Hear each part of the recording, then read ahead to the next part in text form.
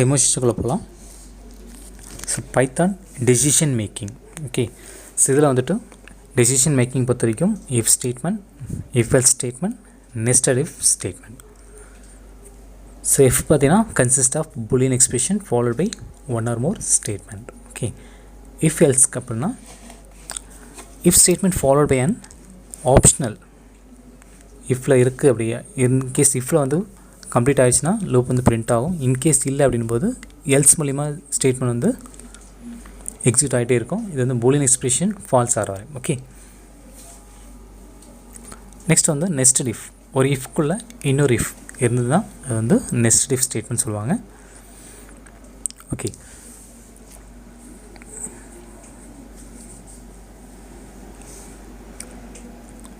First வந்துட்டு simple if statement அது எப்படின்னு பார்க்கலாம். ஃபஸ்ட்டு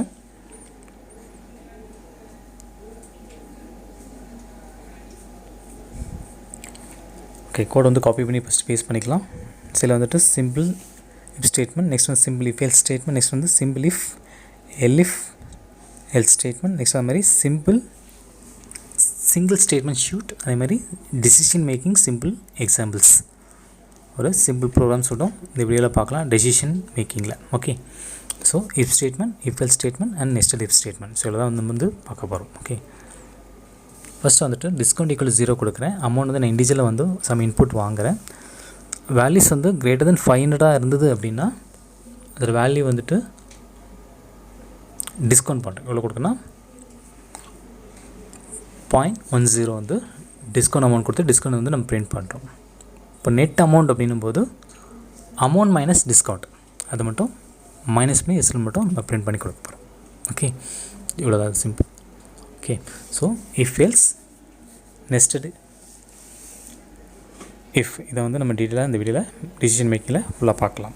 ஓகே, இப்போ வந்து நான் வந்து ரன் பண்ணுறேன். இப்போ பார்த்திங்கன்னா நான் 400 கொடுக்குறேன். 400 பொறுத்த வரைக்கும் பார்த்திங்கன்னா ஏன்னா 500 தான். ஓகே, 400 பொறுத்த வரைக்கும் டிஸ்கவுண்ட் அமௌண்ட் வந்து எதுவுமே கிடையாது. ஸோ 0. ஸோ நெட் அமௌண்ட் பார்த்திங்கன்னா 400. ஓகே, ஸோ மறுபடியும் வந்து நான் வந்து எக்ஸிக்யூட் பண்ணுறேன். இதில் வந்து கிரேட்டர் தென் 500. இப்போ நான் ஒரு 500 மேலே நான் கொடுக்குறேன் அப்படின்னும் போது எனக்கு வந்து ஒரு டிஸ்கவுண்ட் அமௌண்ட் கிடைக்கும். எவ்வளோ ரேஞ்சஸ் பார்த்தீங்கன்னா அமௌண்ட் இன்ட்டு 0.10 டிஸ்கவுண்ட் அமௌண்ட் கிடைக்கும். எவ்வளோ டிஸ்கவுண்ட் கிடைக்கும் அப்படி பார்த்தீங்க அப்படின்னா ஃபார் எக்ஸாம்பிள் நான் 600 கொடுக்குறேன் அப்படின்போது எனக்கு வந்து டிஸ்கவுண்ட் அமௌண்ட் வந்து 60 rupees வந்து கிடைக்கும். இப்போ என்னுடைய அதில் வந்து அமௌண்ட் மைனஸ் டிஸ்கவுண்ட் வந்து மைனஸ் ஆகிட்டு எனக்கு நெட் அமௌண்ட் பார்த்திங்கன்னா 540 தான் வந்து நான் வந்து பேமெண்ட் பண்ணுவேன். ஓகே, ஸோ இது வந்து வெறும் வந்து இஃப் ஸ்டேட்மெண்ட்கான சிம்பிள் ப்ரோக்ராம்ஸ் இது. ஓகே, ஓகே, நெக்ஸ்ட் வந்துட்டு இஃப் எல்ஸ் ஸ்டேட்மெண்ட். ஓகே, இதே தான் எனக்கு வந்து இதை அப்படியே காப்பி பண்ணி நான் பேஸ்ட் பண்ணுறேன். ஸோ இதில் வந்துட்டு எனக்கு டிஸ்கவுண்ட் வந்துட்டு 0.10 போட்டிருந்தோம். ஓகே, இப்போது டிஸ்கவுண்ட் வந்துட்டு 0.05 புதுசாக வந்து நம்ம எக்ஸ்ட்ரா வந்துட்டு ஆட் பண்ண போகிறோம். எல்ஸ் 0.01 அப்படி இல்லை அப்படின்னா 0.05 வந்து 2 அமௌண்ட் கொடுக்க போகிறோம். ஓகே, அதுதான் வந்துட்டு எல்ஸில் போட்டிருக்கோம். ஃபஸ்ட்டு வந்துட்டு இஃப்பில் பொறுத்த வரைக்கும் டிஸ்கவுண்ட் அமௌண்ட் வந்துட்டு அமௌண்ட் இன்ட்டு 0.10, அதே மாதிரி amount discount equal to amount into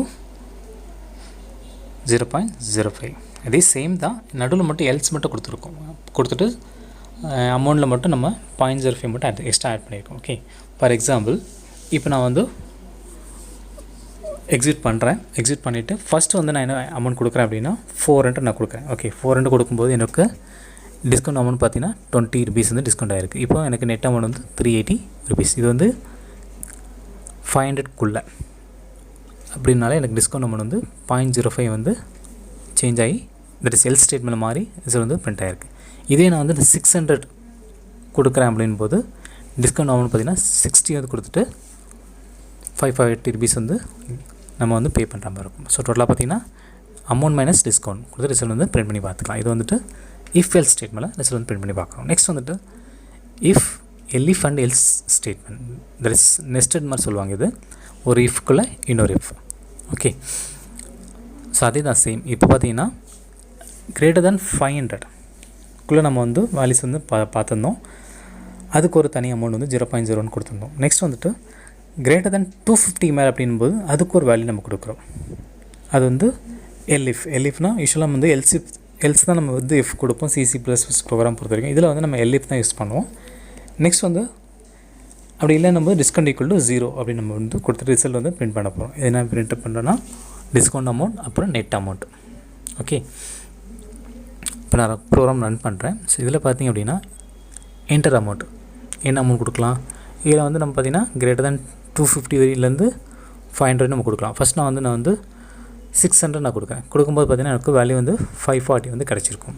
okay, so அமௌண்ட்டும் டிஸ்கவுண்ட் மைனஸ் பண்ணிவிட்டு எனக்கு நெட் அமௌண்ட் வந்துட்டு 540 வந்து பே பண்ணி டீட்டில் வந்து நான் வாங்கியிருப்பேன் மெட்டீரியல்ஸ். ஓகே, நெக்ஸ்ட் வந்துட்டு அகைன் நான் வந்து இப்போ 400 நான் கொடுக்க வச்சுக்கலேன். 400 கொடுக்கும்போது எனக்கு டிஸ்கவுண்ட் அமௌண்ட்டும் நெட் அமௌண்ட்டும் ஃபார் எக்ஸாம்பிள் 400 பொறுத்த வரைக்கும் பார்த்திங்கன்னா 250 மேலேனும் போது எனக்கு 0.05 தான் வரும். ஸோ அப்போ பார்த்திங்கன்னா டிஸ்கவுண்ட் அமௌண்ட் வந்து 20 rupees.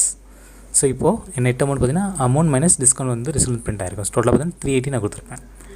நெக்ஸ்ட் இப்போ வந்துட்டு 200 தான் நான் வந்து பே பண்ணுறேன் அப்படின் போது எனக்கு டிஸ்கவுண்ட் அமௌண்ட் கிடையாது. ஏன்னா எல்ஸுக்குள்ளார போயிடும். ஏன்னா வந்துட்டு 250 மேலே தான் வந்துட்டு நமக்கு வந்து டிஸ்கவுண்ட் அமௌண்ட் கிடைக்கும். ஸோ இல்லைன்னு போது டிஸ்கவுண்ட் அமௌண்ட் கிடையாது. ஸோ அதனால் நெட் அமௌண்ட் வந்து 200 தான் வந்து நம்ம வந்து பே பண்ணுற மாதிரி இருக்கும்.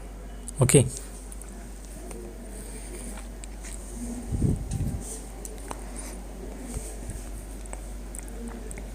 ஓகே நெக்ஸ்ட் வந்துட்டு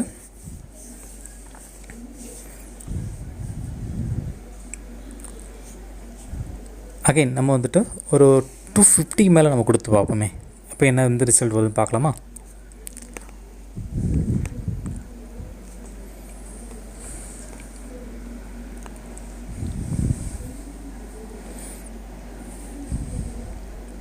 ஸோ 250 போதும் ரிசல்ட் வந்து நம்ம சேஞ்சஸ் பண்ணி தான் வரும். ஓகே, அப்போ வந்துட்டு நமக்கு டிஸ்கவுண்ட் வேல்யூ மட்டும் வேல்யூ வந்து 0.05 ஆட் ஆகி நமக்கு ரிசல்ட் வந்து பிரிண்ட் ஆகும். ஓகே, இப்போ நெக்ஸ்ட் வந்துட்டு நெக்ஸ்ட் பார்த்தீங்கன்னா மார்க்ஸ் ஈக்குவல் டு இன்டிஜர் வந்து இன்புட்டாக வாங்குகிறேன். So greater than equal to 50 போது ரிசல்ட் வந்து பாஸ் பிரிண்ட் ஆகணும். 50 கீழே இருந்தது அப்படின்னும் போது ரிசல்ட் வந்து ஃபெயில் பிரிண்ட் ஆகணும். ஓகே, நான் வந்து கோட் நான் ரன் பண்ணுறேன். இப்போ பார்த்திங்க அப்படின்னா இப்போ நான் என்டர் யுவர் மார்க்ஸ். நான் மார்க்ஸ் பார்த்தீங்கன்னா இன்கேஸ் நான் வந்து மார்க் வந்து எவ்வளோ எடுத்திருக்கேன், ஃபார் எக்ஸாம்பிள் 50 கொடுக்குறேன். ஸோ 50 போது மார்க்ஸ் வந்துட்டு பாஸ். நெக்ஸ்ட் வந்து இப்போ நான் லெஸ் தேன் 15 கொடுக்கும்போது என்னோடய கண்டிஷன் பார்த்தீங்கன்னா ஃபெயில் வந்துருக்கும். ஓகே, இதான் வந்து if statement, if and else ஸ்டேட்மெண்ட்டோட சிம்பிள் கான்செப்ட். ஓகே, நெக்ஸ்ட் வந்துட்டு டெசிஷன் மேக்கிங் சிம்பிள் ப்ரோக்ராமோட சிம்பிள் எக்ஸாம்பிள்ஸ் ப்ரோக்ராம் பற்றி இப்போ பார்க்கலாம். ஃபஸ்ட்டு வந்துட்டு ஏஜ் இண்டிஜுவலாக வாங்குகிறேன். ஏஜ் பார்த்திங்கன்னா லெஸ் தேன் 5 தான் இருக்கணும். 5 இருக்கும்போது அவங்க வந்து 2 young. ஓகே, இதுவே 5க்கு மேலே இருக்காங்க அப்படின்போது கிண்டர் கார்டன். ஓகே, ஸோ 5 வயசுக்கு மேலே லெஸ் தேன் ஈக்குவல் டு 17, 5லேருந்து 17 வயசுக்குள்ளே இருக்காங்க அப்படின்னும் போது அவங்களோட கிரேட் பார்த்திங்கன்னா அது நம்ம கிரேட் எப்படி கொடுத்தோம்னா கிரேட் ஈக்குவல் டு ஏஜ் -5. அதுலேருந்து மைனஸ் வந்து 5 வந்து நம்ம மைனஸ் பண்ணுறோம். ஸோ அவங்கள வந்து என்ன கொடுக்குறோன்னா print go to some grade கொடுக்குறோம். என்ன கிரேட் கொடுக்குறோம் அப்படின்னும் போது ஓகே, இப்போ வந்துட்டு இங்கே வந்து ஒரு 17 மேலே இருக்காங்க அப்படின்போது அவங்க வந்து கோ டு காலேஜ் நம்ம வந்து போங்கன்னு சொல்கிறோம். 5க்குள்ளே இருக்காங்க அப்படின்னா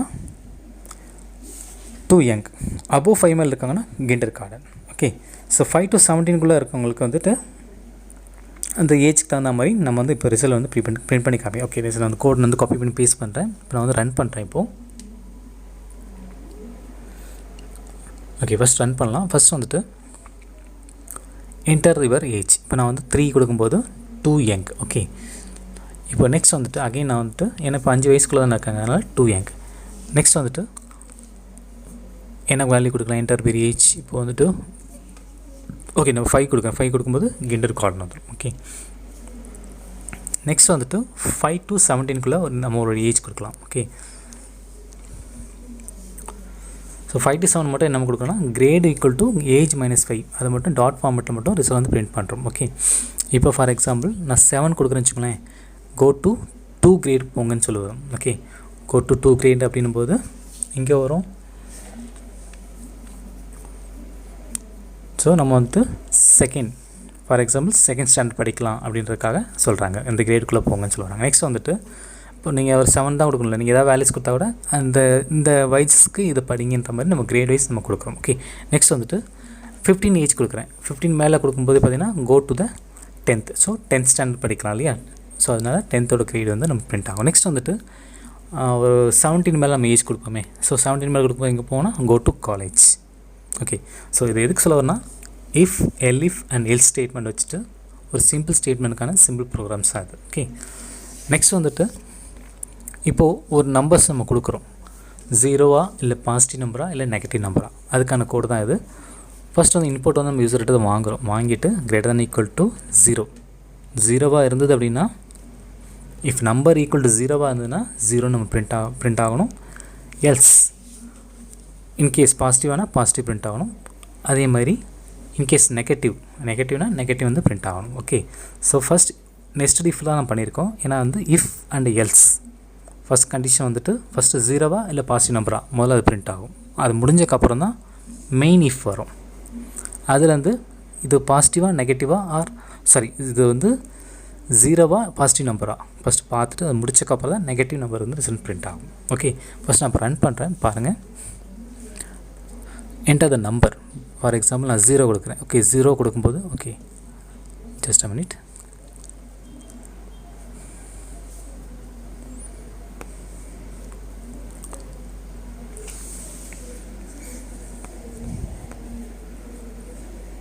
ஓகே, நான் ரன் பண்ணுறேன் இப்போது. ஸோ என்டர் ஏ நம்பர் 0 நான் கொடுக்குறேன். ரிசல்ட் பார்த்தீங்கன்னா 0 பிரிண்ட் ஆகிடும். ஏன்னா இது வந்து நெக்ஸ்ட் இஃப்ல வந்து இப்போ ரன் ஆகிட்டுருக்கு.